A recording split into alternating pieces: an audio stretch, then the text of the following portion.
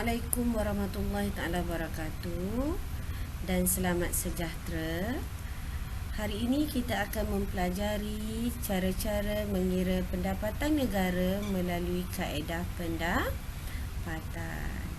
Kaedah pendapatan iaitu satu kaedah di mana pelajar-pelajar perlu menjumlahkan pendapatan faktor pengeluaran yang menjalankan kegiatan mengeluarkan barang dan perkhidmatan. Pendapatan faktor pengeluaran terdiri daripada 5 komponen. Komponen yang pertama adalah gaji dan upah, yang kedua sewa, yang ketiga bunga bersih, yang keempat keuntungan syarikat, yang kelima pendapatan perusahaan persendirian. Keuntungan syarikat ada 3 item iaitu dividen, keuntungan yang tidak dibahagikan dan cukai keuntungan syarikat. Kadang-kadang dalam data dibagi 2 atau dia bagi ketiga-tiga. So pelajar perlu jumlahkan terlebih dahulu supaya dapat keuntungan syarikat. So apabila ditambahkan kelima-lima item tersebut, maka terhasillah jumlah pendapatan negara atau kita panggil keluaran negara bersih kos faktor. Okey, contoh pengiraan pendapatan negara melalui kaedah pendapatan ni secara jadual. Okey, kalau adik-adik pelajar lihat so di sini ada 3 kolom jenis-jenis pendapatan. Yang kelima-lima item tadi saya telah masukkan ke dalam jadual tersebut, dan kolom kedua jumlah, kolom ketiga juga jumlah. Kolom kedua tu saya wujudkan kerana terdapat keuntungan syarikat yang perlu kita tambahkan terlebih dahulu, barulah kita dapat keuntungan syarikat. So, bila kita jumlahkan kelima-lima item tersebut, maka terhasillah pendapatan negara atau keluaran negara bersih kos faktor melalui kaedah pendapatan. Okey, bila kita belajar kaedah pendapatan ni, dia adalah berhubungan langsung dengan pendapatan persendirian. Sebab bila kita nak dapatkan pendapatan persendirian adalah daripada pendapatan negara.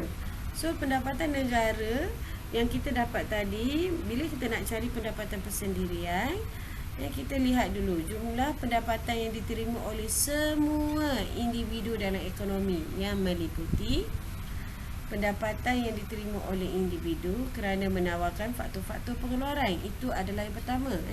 So bila dia nak dalam proses pengeluaran tu, dia menawarkan faktor-faktor pengeluaran. So pulangan kepada faktor-faktor pengeluaran itu adalah pendapatan yang diterima oleh individu. Itu satu. Yang kedua, bayaran pindahan. Bayaran pindahan ini adalah pendapatan yang diterima oleh individu walaupun tidak melibatkan diri dalam kegiatan produktif dalam proses pengeluaran. Maksudnya dia tak ada buat apa-apa, dia tak tawarkan apa-apa faktor-faktor pengeluaran.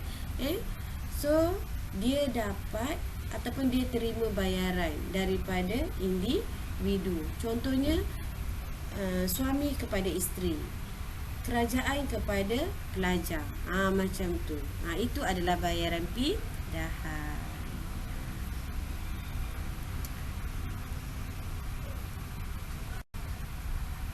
Baik, bila kita dah dapat pendapatan persendirian, so kita kajilah sikit pendapatan persendirian ni sebenarnya meliputi apa. So pendapatan persendirian ni meliputi gaji atau upah, tapi setelah ditolak caruman KWSP. Maksudnya gaji dan upah tu dah tolak caruman KWSP. Sewa macam contohnya orang menyewa rumah kita, sewa bangunan, sewa tu kita dapat.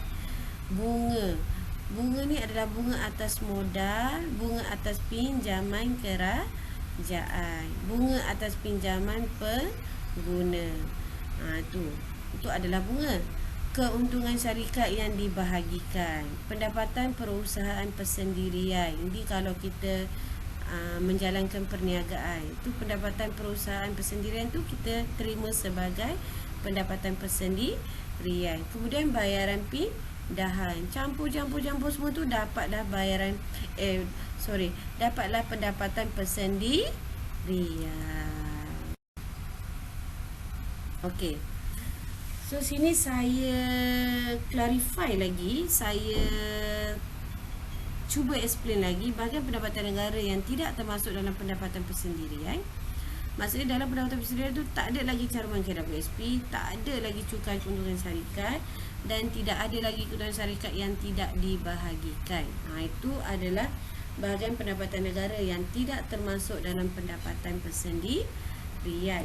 Okey, manakala bahagian pendapatan persendirian pula yang tidak termasuk dalam pendapatan negara, bayaran pindahan, dia tak masuk pendapatan negara, bunga atas pinjaman kerajaan dan bunga atas pinjaman penggunaan. Okey, perbezaan di antara pendapatan negara dan pendapatan persendirian. Okey, kita lihat pendapatan negara dahulu. Pendapatan negara adalah gaji dan upah yang ada KWSP. So KWSP pun masuk sekali. Gaji dan upah termasuklah KWSP. Sewa, bunga bersih, keuntungan syarikat. So keuntungan syarikat tadi kan saya dah bagi tahu kena tambah ketiga-tiga item dividen, keuntungan yang tidak diagihkan, cukai keuntungan syarikat, itu. So dapatlah keuntungan syarikat. Yang kelima, bukan yang keenam, itu. Yang kelima adalah pendapatan perusahaan persendirian. Tu dia. Okey. Kalau pendapatan persendirian pula, itu gaji atau upah mesti telah ditolak KWSP. Yang kedua sewa, yang ketiga bunga, itu bunga bersih. Bunga bersih ni tolak bunga atas pinjaman kerajaan, tolak bunga atas pinjaman penggunaan. Kemudian yang keempat dividen, yang kelima pendapatan perusahaan persendirian, yang keenam bayaran pindahan. Okey, hubungan pendapatan negara dengan pendapatan persendirian. Okey, so tadi kan saya dah bagi tahu, bila kita nak kira pendapatan persendirian, dia mesti punca kuasanya adalah daripada pendapatan negara. Bila kita dah kira melalui kaedah pendapatan tu, kita akan dapat nilai pendapatan negara ataupun keluaran negara bersih kos faktor kan. So bila dah dapat tu, tolak keuntungan syarikat yang tidak dibahagikan, tolak cukai keuntungan syarikat, tolak caruman KWSP. Kemudian kita campurkan dengan bayaran pindahan, campurkan lagi dengan bunga atas pinjaman penggunaan dan bunga atas pinjaman kerajaan, maka terhasillah pendapatan persendirian. Baik. Selepas kita dah dapat pendapatan persendirian, kita nak buat apa? So mestilah kita nak shopping. Sama ada kita nak shopping ke atau kita nak simpan ke, ini kita panggil pendapatan boleh guna. Apa maksud pendapatan boleh guna? Pendapatan yang diterima oleh individu yang boleh dibelanjakan atau ditabungkan setelah ditolak dengan cukai pendapatan. Pendapatan boleh guna, rumusnya iaitu pendapatan persendirian tolak cukai pendapatan persendirian. Okey.